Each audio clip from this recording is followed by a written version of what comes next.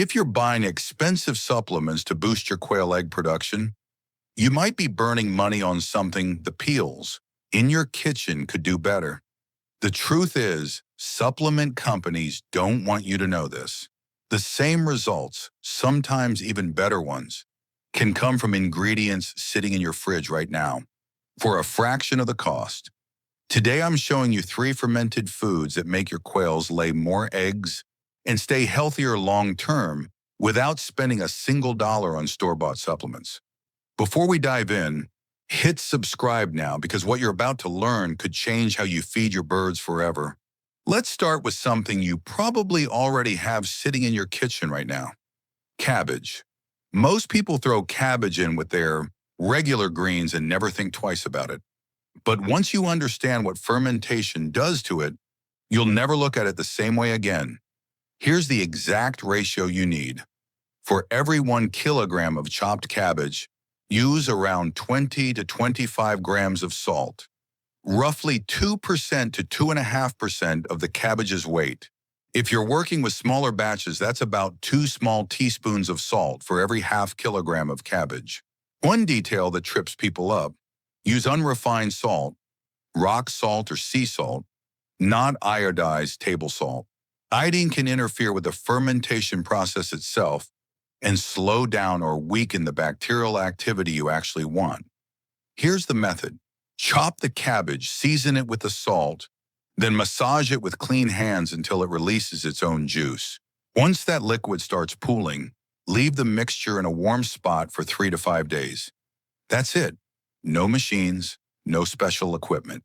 Just cabbage, the right salt ratio, and time. But why does this even matter for your quails? Here's the science behind it.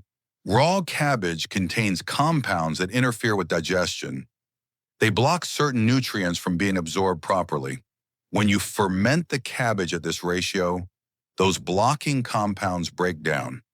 What's left behind is the same vegetable, except now the nutrients inside are far easier for your bird's digestive systems to absorb and use. This principle isn't a guess. It's grounded in research on fermented feed broadly across multiple poultry studies. And here's where it gets interesting for egg production specifically. In a study conducted on laying hens, fermented feed was shown to increase the egg-laying rate. That means more eggs collected per bird per cycle. The same study also found a reduction in the percentage of broken eggs. Think about what that means for you. Fewer broken eggs means less waste every collection. More eggs laid means a better return on the exact same amount of feed you're already buying.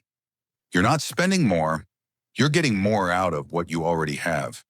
Cabbage alone won't transform your entire flock overnight. Think of it as groundwork. It prepares the gut environment so everything else you feed your birds afterward gets absorbed more efficiently.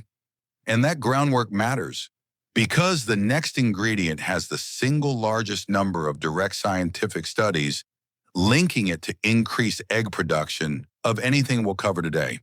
This is the big one. If you only take away one thing from this entire video, make it this section: garlic. Now, here's where I need to be completely transparent with you, because the exact ratio matters, and I'm not going to make up a number just to sound precise. The documented ratio that exists is for adult chickens: 4 crushed garlic cloves for every 3.8 liters of water, roughly 1 gallon. Owners typically start with less than that and increase gradually as the birds get used to the taste. But quail are much smaller than chickens, and they drink significantly less water. There isn't an official, separately tested ratio for quail specifically. So instead of handing you a made-up number and pretending it's science, here's the honest, practical approach. Scale that chicken ratio down to match the size difference between a quail and a hen, roughly 1/4 to 1/3 of the chicken amount, and start with an even smaller portion than that. Increase it gradually while watching how your flock responds. That caution matters more than it sounds like because of what comes next. Once fermented and introduced, garlic supports the bird's natural resistance and helps lower cholesterol levels found in the egg yolk. A measurably healthier egg, not just a bigger one. But the research goes further. Multiple studies have confirmed that garlic increases the daily egg-laying rate, not occasionally, consistently, across different research groups. Garlic has also been shown to increase average egg weight, and it strengthens shell thickness, meaning fewer eggs lost to cracking during collection, storage, and transport. Stronger shells, heavier eggs, more eggs laid per day. 3 separate measurable improvements from one fermented ingredient. But garlic comes with a dosage warning you cannot ignore. Too much disrupts the beneficial bacteria in your bird's gut. More is not automatically better here. The smart approach, especially with quail, where we don't have an exact tested number, is to start small, go slow, and watch your flock closely before increasing anything further. This is the difference between someone who gets real, lasting results and someone who overdoes it and undoes every benefit they were chasing. Cabbage prepares the gut. Garlic pushes egg production, egg weight, and shell strength to a new level, as long as you introduce it carefully. But the third ingredient flips the entire rule we followed so far. Here, the right quantity matters more than the ingredient itself. This is the warning section. Pay close attention because this is exactly where most people make a costly, avoidable mistake. Beet pulp. The method: ferment a small amount of beet pulp for 3 days. No refrigeration required. Here's the exact documented safety threshold. Keep beet pulp under 10% of the total feed mix. And honestly, staying even lower, around 2 to 3%, is the safer target if you want the benefit without any risk at all. The science behind it: fermentable fiber genuinely benefits gut health, but only at that small dose. Here's the critical part. Research confirms that pushing beet pulp beyond 10% of total feed actually reduces egg production. Not a plateau, an actual measurable decline.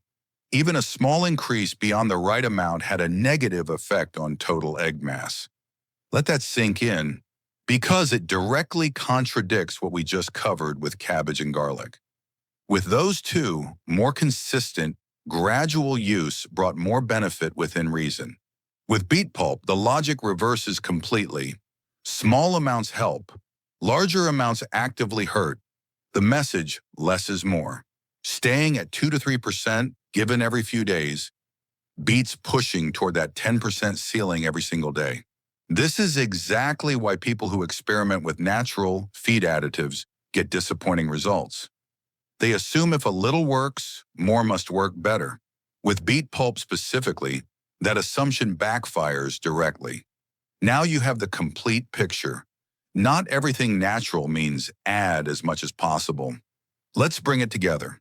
Cabbage: 2 to 2.5% salt by weight, fermented 3 to 5 days, supports general digestion. Garlic: scale the chicken ratio down for quail size. Start small, increase gradually. The strongest ingredient here scientifically for egg-laying rate, egg weight, and shell strength. Beet pulp: stay at 2 to 3% of total feed, never above 10%, or the benefit reverses into a decline. The real lesson isn't just that these 3 ingredients work. It's understanding the difference between natural and beneficial at any amount, and knowing exactly where that line sits for each one. So here's the real question: which one of these 3 are you going to try first with your own flock?